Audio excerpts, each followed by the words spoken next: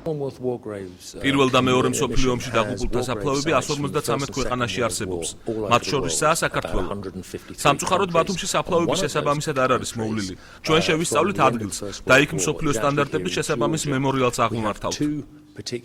მე 2 წლის განმავლობაში ინტენსიური მიმოწერა მქონდა ინგლისის საელჩოსთან, დავადგინე ამ სასაფლაოს ადგილი და გვარებიც მოვიპოვეთ. ეხლა გადავიდეთ ახალ ფაზაში, როდესაც ჩამოვიდა ამ მემორიალის გენერალური დირექტორი და მოლაპარაკებები გვაქვს, როგორ უგდავღოთ მათ სახელი, ჩვენთვისაც საინტერესოა, იმიტომ რომ ესეც ჩვენი ისტორიის ნაწილი არის.